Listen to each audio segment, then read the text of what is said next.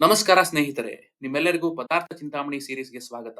ಇಲ್ಲಿ ನಾವು ಕನ್ನಡದ ವಿಶೇಷ ಮತ್ತು ಕೆಲವು ವಿಶಿಷ್ಟ ಪದಗಳ ಬಗ್ಗೆ ಸಂಕ್ಷಿಪ್ತವಾಗಿ ನಾವು ಮಾಹಿತಿ ಕೊಡ್ತೀವಿ.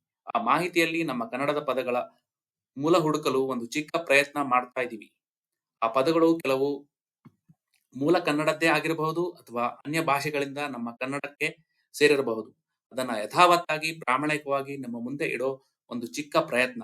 ಲೋಪ ಇದ್ರೆ ಹೇಳಿ, ಖಂಡಿತ ಕಾಮೆಂಟ್ ಮಾಡೋದನ್ನ ಮರಿಬೇಡಿ. ನಮ್ಮ ಸರಣಿನಲ್ಲಿ ಈಗ ತಗೊಂತಾ ಇರುವಂತ ಒಂದು ಪದ ಪುಂಗವ ಅಂತ. ಪುಂಗವ ಅಂದ್ರೆ ಏನು? ಪುಂಗವ ಅಂದ್ರೆ ಶ್ರೇಷ್ಠ ಅಥವಾ ನಾಯಕ ಅಂತ.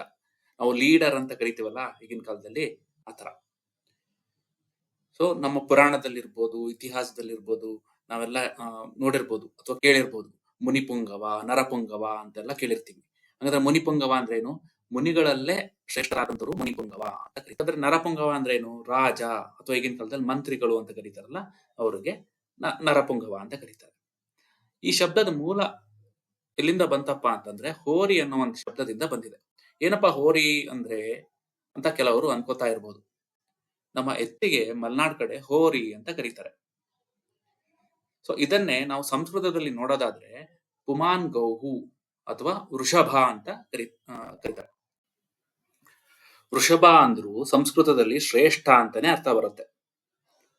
ಆದ್ರೆ ಈಗಿನ ಕಾಲದಲ್ಲಿ ಒಬ್ಬ ನಾಯಕ ಅಥವಾ ಲೀಡರ್ಗೆ ಹೋರಿ ಅಂದ್ರೆ ಅದು ತುಂಬಾ ತಪ್ಪಾಗತ್ತೆ. ಯಾಕಪ್ಪ ಅಂದ್ರೆ ಹೋರಿ ಅಂದ್ರೆ ಜಾಸ್ತಿ ಹುಡುಗಿರು ಅಥವಾ ಲೇಡೀಸ್ನ ಚುಡಾಯಿಸೋದು ಅಥವಾ ಫ್ಲರ್ಟ್ ಮಾಡೋರಿಗೆ ಹೋರಿ ಅಂತ ಕರೀತಾರೆ. ಹಾಗಾಗಿ ಯಾವತ್ತೂ ಹೋರಿ ಅಂತ ಯಾವ ನಾಯಕನನ್ನು ಕರೆಯಕ್ ಹೋಗ್ಬೇಡಿ. ಆದ್ರೆ ಹಿಂದಿನ ಕಾಲದಲ್ಲಿ ಹೋರಿಗೆ ಬಹಳ ಮಹತ್ವ ಇತ್ತು. ಒಬ್ಬ ಮನುಷ್ಯನ ಎಕನಾಮಿಕ್ ಕಂಡೀಷನ್ ನಿರ್ಧಾರ ಆಗ್ತಿದ್ದೆ ಅವನ ಹತ್ರ ಎಷ್ಟು ಹೋರಿ ಇದೆ, ಎಷ್ಟು ಹಸು ಇದೆ ಅನ್ನೋದ್ರ ಮೇಲೆ. ಇದು ಪುಂಗವ ಅನ್ನತಕ್ಕಂತ ಒಂದು ಶಬ್ದದ ಒಂದು ಸಂಕ್ಷಿಪ್ತ ವಿವರಣೆ.